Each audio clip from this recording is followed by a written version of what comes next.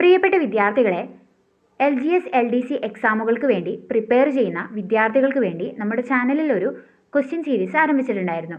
അതിൻ്റെ രണ്ടാമത്തെ സീരീസാണ് നമ്മൾ ഇന്നത്തെ വീഡിയോയിൽ ചെയ്യാൻ പോകുന്നത്. ഇതിൽ 50 ചോദ്യങ്ങളാണ് നമ്മൾ ഉൾപ്പെടുത്തിയിട്ടുള്ളത്. ഇതിൽ ഉൾപ്പെടുത്തിയിട്ടുള്ള ഭൂരിഭാഗം ചോദ്യങ്ങളും നമ്മൾ SCERT ടെക്സ്റ്റിൽ നിന്നാണ് എഴുതിയിട്ടുള്ളത്. നിങ്ങൾക്ക് ഒരുപാട് ഉപകാരപ്പെടും. മുഴുവൻ ചോദ്യങ്ങൾക്കും ഉത്തരം കണ്ടെത്താൻ ശ്രമിക്കുക. നമുക്ക് ചോദ്യങ്ങളിലേക്ക് കടക്കാം. ചോദ്യങ്ങൾ ഞാൻ ചോദിക്കുമ്പോൾ വീഡിയോ പോസ് ചെയ്ത് നിങ്ങൾക്ക് ഉത്തരം കണ്ടെത്താവുന്നതാണ്. മാർക്ക് അവസാനം നിങ്ങൾ കമൻറ്റ് ചെയ്യേണ്ടതാണ്. നമുക്ക് നോക്കാം എത്ര സ്കോർ നിങ്ങൾ ചെയ്തിട്ടുണ്ടെന്ന്. അപ്പോൾ നമുക്ക് ക്വസ്റ്റ്യനിലേക്ക് കടക്കാം. ഒന്നാമത്തെ ചോദ്യം രോഗത്തെക്കുറിച്ചുള്ള പഠനമാണ്. ഓപ്ഷൻസിൽ നിന്ന് നിങ്ങൾക്ക് ഉത്തരം കണ്ടെത്താം. രോഗത്തെക്കുറിച്ചുള്ള പഠനമാണ്. ഉത്തരം പാത്തോളജി. രോഗത്തെക്കുറിച്ചുള്ള പഠനം പാത്തോളജി എന്നറിയപ്പെടുന്നു. രണ്ടാമത്തെ ചോദ്യം ജൈവാവശിഷ്ടങ്ങൾ ജീർണിച്ച് മണ്ണിൽ ചേരുന്നത് ഏതിൻ്റെയൊക്കെ പ്രവർത്തന ഫലമായിട്ടാണ്? ജൈവാവശിഷ്ടങ്ങൾ ജീർണിച്ച് മണ്ണിൽ ചേരുന്നത് ഏതിൻ്റെയൊക്കെ പ്രവർത്തന ഫലമായിട്ടാണ്? ഓപ്ഷൻസിൽ നിന്ന് നമുക്ക് ഉത്തരം കണ്ടെത്താം. ഓപ്ഷൻസിൽ fungus, virus, bacteria and fungus എന്നിങ്ങനെയാണുള്ളത്. ഉത്തരം ബാക്ടീരിയ ആൻഡ് ഫംഗസ് ആണ്. ഇവർ വിഘാടകർ എന്നാണ് അറിയപ്പെടുന്നത്. അതായത് ജൈവാവശിഷ്ടങ്ങൾ ജീർണിച്ച് മണ്ണിൽ ചേരുന്നതിൽ പ്രധാനപ്പെട്ട പങ്ക് വഹിക്കുന്നത് ബാക്ടീരിയയും ഫംഗസുമാണ്. ഇവർ വിഘാടകർ എന്നറിയപ്പെടുന്നു. മൂന്നാമത്തെ ചോദ്യം വാക്സിനുകളെക്കുറിച്ചിട്ടുള്ള പഠനമാണ്. വാക്സിനുകളെക്കുറിച്ചിട്ടുള്ള പഠനം എന്താണെന്നാണ് ചോദ്യം. ഉത്തരം വാക്സിനോളജിയാണ്. പേരിൽ നിന്ന് തന്നെ നമുക്ക് ഉത്തരം കണ്ടെത്താവുന്നതാണ്. നാലാമത്തെ ചോദ്യം താഴെ പറയുന്നവയിൽ ബാക്ടീരിയ കാരണം ഉണ്ടാകുന്ന രോഗം ഏതാണ്? താഴെ പറയുന്നതിൽ ബാക്ടീരിയ കാരണം ഉണ്ടാകുന്ന രോഗം ഏതാണ്? ഉത്തരം ബോട്ടുലിസം ആണ്. ഉത്തരം ബോട്ടുലിസം. ബാക്ടീരിയ കാരണം ഉണ്ടാകുന്ന രോഗമാണ് ബോട്ടുലിസം. അടുത്ത ചോദ്യം ഉത്തോലകത്തിൽ പ്രയോഗിക്കുന്ന ബലത്തെ ഡാഷ് എന്ന് പറയുന്നു. ഉത്തോലകത്തിൽ പ്രയോഗിക്കുന്ന ബലത്തെ ഡാഷ് എന്ന് പറയുന്നു. ഉത്തരം യത്നമാണ്. ഉത്തോലകത്തിൽ പ്രയോഗിക്കുന്ന ബലം യത്നം എന്നറിയപ്പെടുന്നു. ആറാമത്തെ ചോദ്യം ശരീരത്തിൽ ഏറ്റവും കൂടുതൽ കാണപ്പെടുന്ന സംയുക്തം ഏതാണ്? ശരീരത്തിൽ ഏറ്റവും കൂടുതൽ കാണപ്പെടുന്ന സംയുക്തം ഏതാണ്? ഓപ്ഷൻസ് രക്തം, ജലം, ഫൈബ്രിനോജൻ. ഇതൊന്നുമല്ല. ഏതാണ് ഉത്തരം? ഉത്തരം ജലമാണ്. അടുത്ത ചോദ്യത്തിലേക്ക് കടന്നാലോ? അടുത്ത ചോദ്യം രോഗപ്രതിരോധ ശാസ്ത്രത്തിന്റെ പിതാവ് ആരാണ്? രോഗപ്രതിരോധ ശാസ്ത്രത്തിന്റെ പിതാവ് ആരാണ്? ഉത്തരം എഡ്വേർഡ് ജെന്നർ ആണ്. എഡ്വേർഡ് ജെന്നർ ആണ് രോഗപ്രതിരോധ ശാസ്ത്രത്തിന്റെ പിതാവ്. അടുത്ത ചോദ്യം വസൂരിയെ ഭൂമുഖത്ത് നിന്ന് തുടച്ചു നീക്കി എന്ന് WHO പ്രഖ്യാപിച്ച വർഷം. വസൂരിയെ ഭൂമുഖത്ത് നിന്നും തുടച്ചു നീക്കി എന്ന് WHO പ്രഖ്യാപിച്ച വർഷം. ഉത്തരം 1980 ആണ്.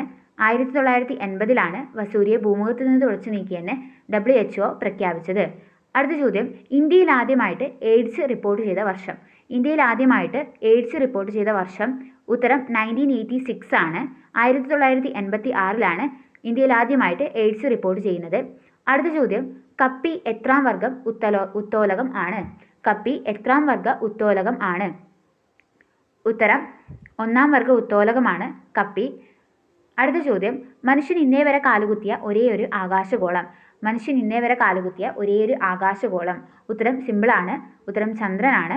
അടുത്ത ചോദ്യം ഉത്തോലകം ചലിക്കാൻ ആധാരമാക്കുന്ന ബിന്ദു ആണ്. ഏതാണ് ഉത്തോലകം ചലിക്കാൻ ആധാരമാക്കുന്ന ബിന്ദു? ഉത്തരം ധാരമാണ്.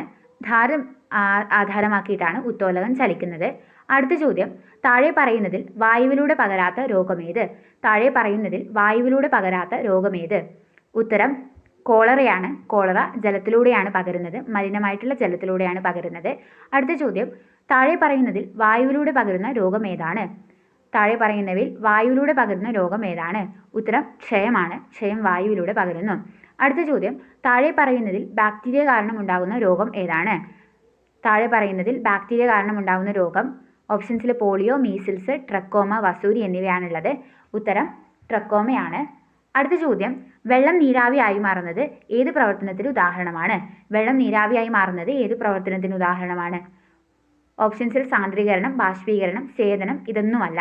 ഉത്തരം ബാഷ്പീകരണമാണ്. അടുത്ത ചോദ്യം പകർച്ചവ്യാധികളെക്കുറിച്ചിട്ടുള്ള പഠനമാണ്. പകർച്ചവ്യാധികളെക്കുറിച്ചിട്ടുള്ള പഠനം ഏതു പേരിൽ അറിയപ്പെടുന്നു? പകർച്ചവ്യാധികളെക്കുറിച്ചിട്ടുള്ള പഠനം എപ്പിഡമോളജി എന്നറിയപ്പെടുന്നു. എപ്പിഡമോളജി. അടുത്ത ചോദ്യം താഴെ പറയുന്നതിൽ ജലത്തിലൂടെ പകരാത്ത രോഗമേത്? താഴെ പറയുന്നതിൽ ജലത്തിലൂടെ പകരാത്ത രോഗമേത്? ഉത്തരം ചിക്കൻ ബോക്സ് ആണ്.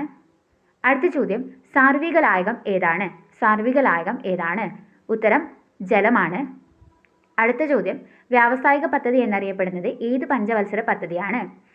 വ്യാവസായിക പദ്ധതി എന്നറിയപ്പെടുന്നത് ഏത് പഞ്ചവത്സര പദ്ധതിയാണ്? ഉത്തരം 2-ാം പഞ്ചവത്സര പദ്ധതിയാണ് വ്യാവസായിക പദ്ധതി എന്നറിയപ്പെടുന്നത്. അടുത്ത ചോദ്യം, ആഹാരം സംഭരിച്ചു വെക്കുന്ന വേരുകൾ ഏതു പേരിൽ അറിയപ്പെടുന്നു? ആഹാരം സംഭരിച്ചു വെക്കുന്ന വേരുകൾ ഏതു പേരിൽ അറിയപ്പെടുന്നു? ഉത്തരം സംഭരണ വേര്. അടുത്ത ചോദ്യം, ക്ഷയരോഗത്തിനെതിരെ ഉപയോഗിക്കുന്ന വാക്സിൻ ഏതാണ്? ക്ഷയരോഗത്തിനെതിരെ ഉപയോഗിക്കുന്ന വാക്സിൻ ഏതാണ്? ഉത്തരം BCG. അടുത്ത ചോദ്യം, ഒരു നിശ്ചിത ബിന്ദുവിനെ ആധാരമാക്കി ചലിക്കുന്ന ദൃഢദണ്ഡുകളാണ്. ഒരു നിശ്ചിത ബിന്ദുവിനെ ആധാരമാക്കി ചലിക്കുന്ന ദൃഢദണ്ഡുകളാണ്. ഓപ്ഷൻസിൽ നിന്ന് നിങ്ങൾക്ക് ഉത്തരം കണ്ടെത്താം. ഉത്തരം ഉത്തോലകമാണ്. ഒരു നിശ്ചിത ബിന്ദുവിനെയാണ് ആധാരമാക്കി ചലിക്കുന്ന ദൃഢദണ്ഡുകളാണ് ഉത്തോലകം എന്നറിയപ്പെടുന്നത്. ആ നിശ്ചിത ബിന്ദുവിനെ നമ്മൾ ധാരം എന്ന് പറയുന്നു. അടുത്ത ചോദ്യം, കൊതുകിൻ്റെ മുട്ട വിരിയാൻ എടുക്കുന്ന സമയം എത്ര? കൊതുകിൻ്റെ മുട്ട വിരിയാൻ എടുക്കുന്ന സമയം എത്ര? ഉത്തരം 8 ദിവസമാണ് കൊതുകിൻ്റെ മുട്ട വിരിയാൻ എടുക്കുന്നത്. അടുത്ത ചോദ്യം, ഹെപ്പറ്റൈറ്റിസിനെ സംബന്ധിക്കുന്ന തെറ്റായ പ്രസ്താവന ഏത്? ഹെപ്പറ്റൈറ്റിസിനെ സംബന്ധിക്കുന്ന തെറ്റായ പ്രസ്താവന ഏത്?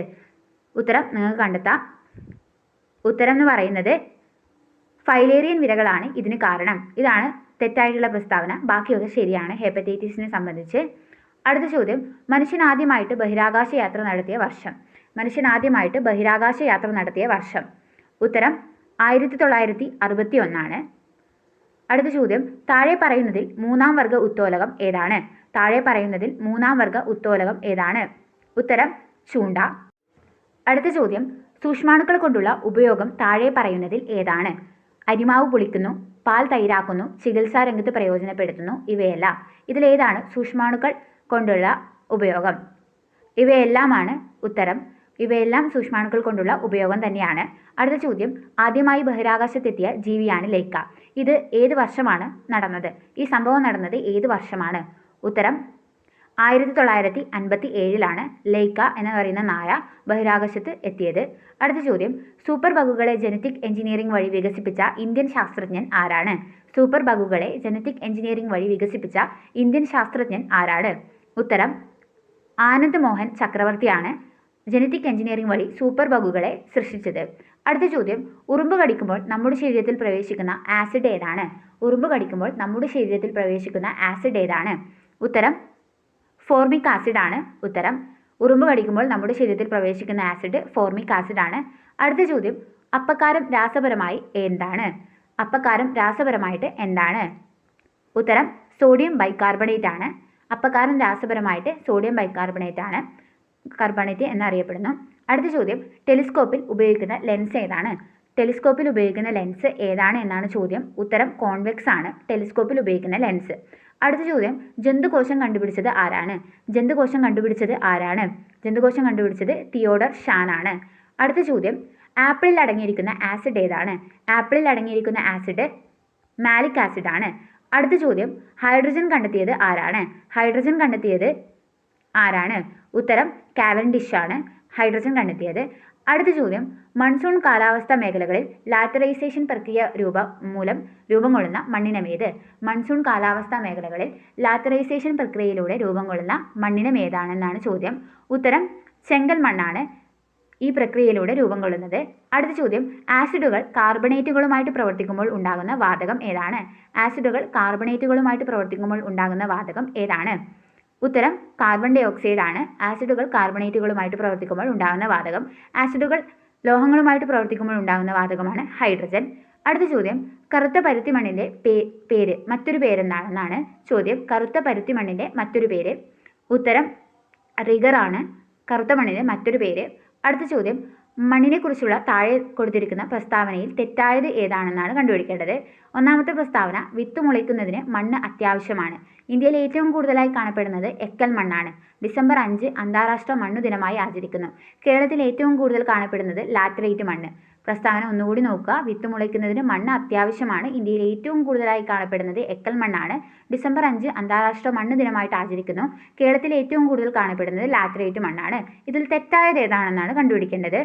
ഉത്തരം വിത്ത് മുളയ്ക്കുന്നതിന് മണ്ണ് അത്യാവശ്യമാണ്. അത് തെറ്റായിട്ടുള്ള പ്രസ്താവനയാണ്. വിത്ത് മുളയ്ക്കാൻ മണ്ണ് അത്യാവശ്യമല്ല, മറ്റ് രീതികളുമുണ്ട്. ഹൈഡ്രോപോണിക്സ് പോലുള്ള രീതികളുണ്ട്. അപ്പോൾ അതാണ് തെറ്റായിട്ടുള്ള പ്രസ്താവന. അടുത്ത ചോദ്യം, കാലഡോസ്കോപ്പ് നിർമ്മിക്കാൻ ഉപയോഗിക്കുന്ന ദർപ്പണം. കാലഡോസ്കോപ്പ് നിർമ്മിക്കാൻ ഉപയോഗിക്കുന്ന ദർപ്പണം ഏതാണെന്നാണ് ചോദ്യം. ഉത്തരം സമതല ദർപ്പണമാണ് കാലഡോസ്കോപ്പ് നിർമ്മിക്കാൻ ഉപയോഗിക്കുന്നത്. അടുത്ത ചോദ്യം, മധ്യത്തിൽ കനം കൂടിയതും വക്കുകളിൽ കനം കുറഞ്ഞതുമായിട്ടുള്ള ലെൻസ് ഏതാണ്? മധ്യത്തിൽ കനം കൂടിയതും വക്കുകളിൽ കനം കുറഞ്ഞതുമായിട്ടുള്ള ലെൻസ് കോൺവെക്സ് ലെൻസ് ആണ്. ഉത്തരം കോൺവെക്സ് ലെൻസ്. അടുത്ത ചോദ്യം, വിനാഗിരിയിൽ അടങ്ങിയിരിക്കുന്ന ആസിഡ് ഏതാണ്? വിനാഗിരിയിൽ അടങ്ങിയിരിക്കുന്ന ആസിഡ് അസറ്റിക് ആസിഡ് ആണ്. അടുത്ത ചോദ്യം, മണലും ചരലും വേർതിരിക്കുന്ന രീതി ഏതാണ്? മണലും ചരലും വേർതിരിക്കുന്ന രീതി ഏതാണ്? ഉത്തരം അരിക്കലാണ്. അടുത്ത ചോദ്യം, മൂക്ക്, ചെവി തുടങ്ങിയ അവയവങ്ങളിൽ കാണുന്ന അസ്ഥികളാണ്. ഏതാണ് മൂക്ക്, ചെവി തുടങ്ങിയ അവയവങ്ങളിൽ കാണുന്ന അസ്ഥികൾ? ഉത്തരം തരുണാസ്ഥിയാണ്. അടുത്ത ചോദ്യം, സസ്യങ്ങൾക്ക് പോഷകങ്ങൾ ലഭിക്കുന്നത് എവിടെ നിന്നാണ്? ഉത്തരം എന്ന് പറയുന്നത് മണ്ണാണ്. മണ്ണിൽ നിന്നാണ് സസ്യങ്ങൾക്ക് പോഷകങ്ങൾ ലഭിക്കുന്നത്. അടുത്ത ചോദ്യം, മോരിൽ അടങ്ങിയിരിക്കുന്ന ആസിഡ് ഏതാണ്? മോരിൽ അടങ്ങിയിരിക്കുന്ന ആസിഡ് ലാക്റ്റിക് ആസിഡ് ആണ്. അടുത്ത ചോദ്യം, മാഗ്നിഫയിങ് ഗ്ലാസ് ആയി ഉപയോഗിക്കുന്ന ലെൻസ് ഏതാണ്? മാഗ്നിഫയിങ് ഗ്ലാസ് ആയി ഉപയോഗിക്കുന്ന ലെൻസ് ഏതാണ്? ഉത്തരം കോൺവെക്സ് ലെൻസ് ആണ് മാഗ്നിഫയിങ് ഗ്ലാസ് ആയിട്ട് ഉപയോഗിക്കുന്ന ലെൻസ്. ചോദ്യങ്ങൾ കഴിഞ്ഞു. നിങ്ങളുടെ സ്കോർ എന്തായാലും കമൻറ്റ് ചെയ്യണം. ഇതിൽ എടുത്തിട്ടുള്ള ഭൂരിഭാഗം ചോദ്യങ്ങളും SCERTയിൽ നിന്നാണെന്ന് ഞാൻ പറഞ്ഞു. നിങ്ങൾക്ക് കൂടുതൽ ചോദ്യങ്ങൾക്കായിട്ട് നമ്മുടെ ചാനൽ സബ്സ്ക്രൈബ് ചെയ്യാം. നിങ്ങൾ പഠിക്കുന്നതിനോടൊപ്പം ക്വസ്റ്റ്യൻസും കൂടി പ്രാക്ടീസ് ചെയ്താൽ നിങ്ങൾക്ക് കൂടുതൽ മാർക്ക് സ്കോർ ചെയ്യാൻ പറ്റും. നിങ്ങൾക്ക് ക്വസ്റ്റ്യൻസ് കുറച്ചും കൂടി സുപരിചിതമാവും. അപ്പോൾ നിങ്ങൾക്ക് ഈ വീഡിയോ ഇഷ്ടപ്പെട്ടു എന്ന് വിചാരിക്കുന്നു. ഇഷ്ടപ്പെട്ടാൽ സബ്സ്ക്രൈബ് ചെയ്യാൻ മറക്കരുത്. നമുക്ക് അടുത്ത വീഡിയോയിൽ കാണാം. അതുവരേക്കും ബൈ.